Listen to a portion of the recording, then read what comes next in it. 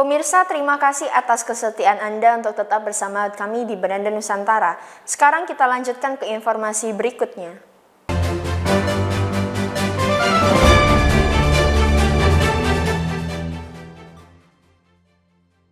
Anggota Ombudsman RI YK Hendra Fatika menyatakan ingin memastikan tidak adanya maladministrasi pada pembangunan pasar sentral di kota Gorontalo. Untuk itu, usai meninjau pembangunan, dia memberikan 3 saran kepada Dinas Perindustrian dan Perdagangan Kota Gorontalo. Dimulai dengan menemui sejumlah pedagang yang ada di Pasar Sentral Gorontalo pada 8 Juni. Anggota Ombudsman Republik Indonesia atau ORI, YK Hendra Fatika, mendiskusikan sejumlah hal. Di antaranya terkait hambatan hingga progres pembangunan pasar yang sempat terkendala akibat pandemi COVID-19. Selanjutnya bersama Kepala Dinas Perindustrian dan Perdagangan Kota Gorontalo, Junaidi Kiai Demak, dia berkeliling pasar untuk melihat fasilitas yang tersedia, seperti lapak pedagang, pembuangan sampah, hingga ruang monitoring keamanan pasar. Dalam rangka memastikan tidak ada maladministrasi dalam pembangunan pasar tersebut.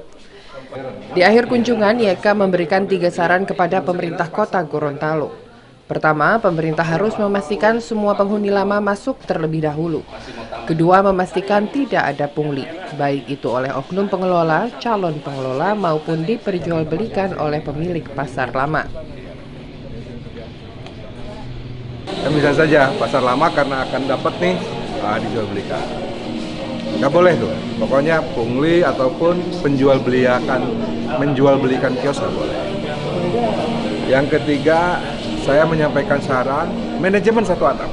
Di sini jangan sampai nanti harus satu pintu itu karena parkir, mulai dari parkir, pembuatan retribusi, jasa lainnya itu adalah terpusat di PD Pasar itu. ORI lanjut YK akan terus melakukan pengawasan, tidak hanya sampai peresmian pasar yang direncanakan pada akhir bulan Juli, tapi juga hingga pengoperasian yang rencananya akan diisi oleh 1.019 pedagang. Dari Kota Gorontalo, Adi Winata Solihin, Kantor Berita Antara, mewartakan. Jajaran Kepolisian Daerah Kalimantan Selatan berhasil mengamankan pelaku tindak pidana kepemilikan senjata api tanpa izin, termasuk barang bukti berupa sejumlah senjata berbagai jenis, magazin, dan ratusan amunisi. Tersangka yang bernama Taufik Saukani sebagai salah satu anak cabang perusahaan Pelat Merah, ia mendapatkan berbagai jenis senjata tanpa izin tersebut melalui proses jual beli salah satu aplikasi belanja online terkemuka. Kepolisian Daerah Kalimantan Selatan menggelar konferensi pers pengungkapan kasus tindak pidana kepemilikan senjata api tanpa izin pada Kamis 8 Juni. Acara ini berlangsung di lapangan apel Mapolda Kalsel, Banjarmasin.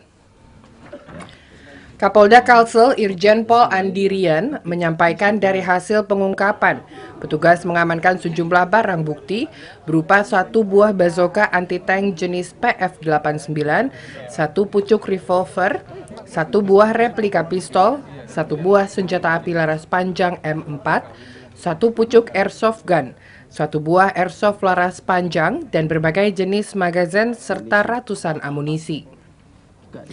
Barang bukti ini didapat tersangka dari proses jual beli melalui sebuah aplikasi belanja online ternama. Rakit manual lah. Nah justru ini yang sedang kita dalami, karena kan kita minta bantuan Bareskrim untuk membantu melacak. Yang jelas ini internasional ya, Dan? Saya tidak bisa mengatakan internasional atau tidak. Kalau Tokopedia itu kan sebenarnya lokal ya. Apa maksud saya dalam negeri? Dalam negeri, tapi apakah kemudian itu bersumber terhubung dengan luar negeri? Nah ini belum bisa kami konfirmasikan karena makanya kita minta bantuan dari Bareskrim. Kasus ini terungkap berawal dari ditemukannya paket mencurigakan berupa rakitan senjata api yang siap dikirim ke daerah Jawa Timur oleh anggota Polsek Bandara Syamsuddin Nur pada Minggu 4 Juni 2023. Setelah dilakukan penyelidikan, petugas berhasil mengamankan seorang tersangka, Taufik Saukani, karyawan aktif di salah satu anak cabang perusahaan BUMN, warga Jalan Alalak Utara, Gang Muhajirin, Banjarmasin.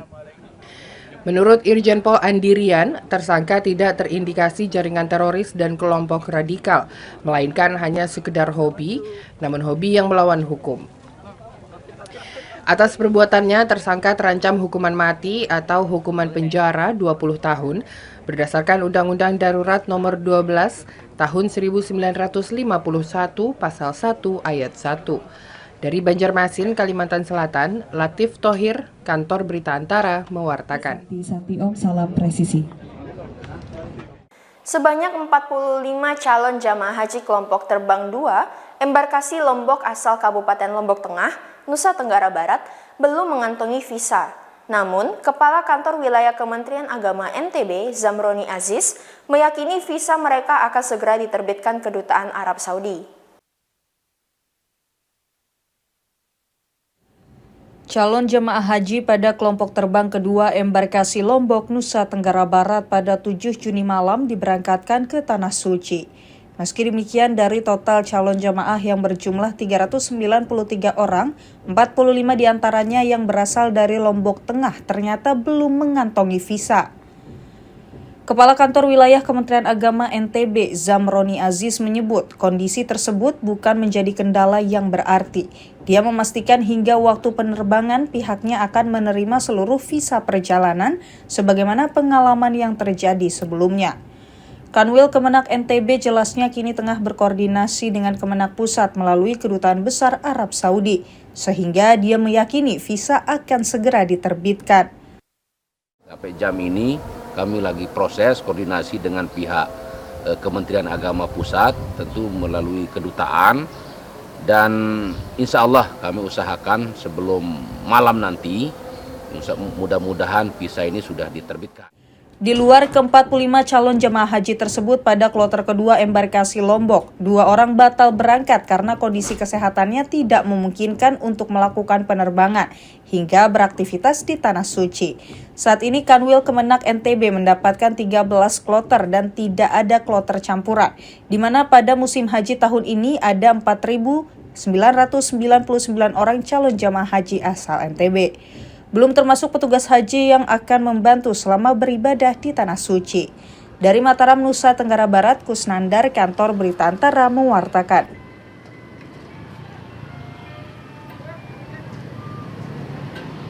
Jelang Hari Raya Idul Adha, Balai Karantina Pertanian Kelas 2 Cilegon mencatat peningkatan lalu lintas hewan kurban dari Pulau Sumatera menuju sejumlah wilayah di Banten dan Jabodetabek. Untuk mengantisipasi terjadinya penyebaran virus penyakit mulut dan kuku dan penyakit kulit berlendir pada hewan kurban, pihak karantina mengetatkan pengecekan dokumen kesehatan hewan dari karantina asal di sejumlah pintu masuk provinsi.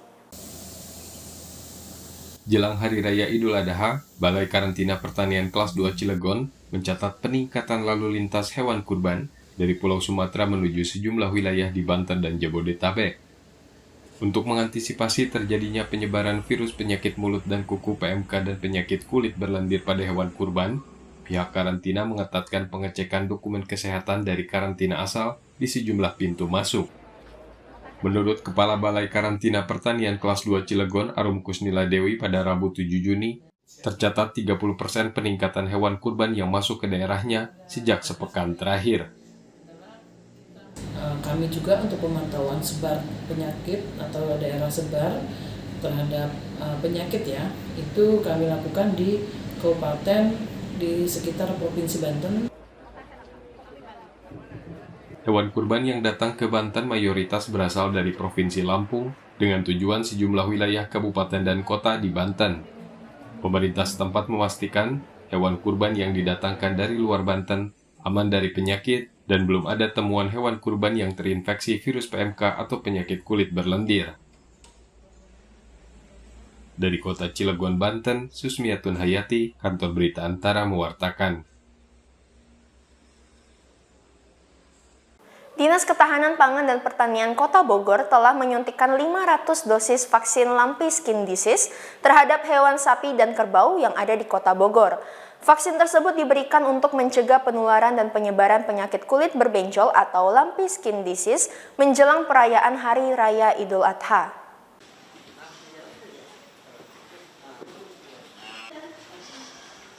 500 ternak sapi dan kerbau di Kota Bogor, Jawa Barat mendapat suntikan vaksin untuk antisipasi penularan dan penyebaran penyakit kulit berbenjol, lumpy skin disease atau LSD. Pengawas sanitasi usaha peternakan dan Kesmafet, Dinas Ketahanan Pangan dan Pertanian DKPP Kota Bogor, Elidar, mengatakan menjelang Idul Adha ini, vaksinasi sapi dan kerbau dilakukan tanpa dipungut biaya alias gratis. Elidar mengatakan melalui vaksinasi bisa dipastikan jumlah sapi dan kerbau yang terkena penyakit LSD tidak akan bertambah. Tidak ada jenis atau kriteria khusus bagi sapi atau kerbau yang wajib divaksinasi. Namun vaksinasi gratis dari DKPP ini hanya diberikan kepada hewan ternak yang memiliki tanda kejelasan kepemilikan. Jatah untuk tahun ini, dibilang tahun ini juga belum tentu ya, habis yang 500 nanti kita ajukan lagi ke provinsi, dan nanti mudah-mudahan kita bisa dapat tambahan lagi. Jadi yang 500 ini sebenarnya kita kan mendata dulu dari peternak-peternak mana yang mau divaksin. Jadi untuk tahap awal ini kita dapat 500. Penyakit LSD adalah penyakit kulit infeksius yang disebabkan oleh lumpy skin disease virus. Virus ini umumnya menyerang hewan ternak jenis sapi dan kerbau. Hewan ternak yang terjangkit LSD mudah dikenali dari bentuk fisiknya yang memiliki benjolan keras pada kulit. Biasanya benjolan seperti cacar ini terdapat pada area perut, leher, serta punggung hewan. Dari Kota Bogor, Jawa Barat, Fajar Ilham, Kantor Berita Antara, mewartakan. Pemirsa, tetaplah bersama kami di Beranda Nusantara, karena berbagai informasi menarik lainnya akan hadir sesaat lagi.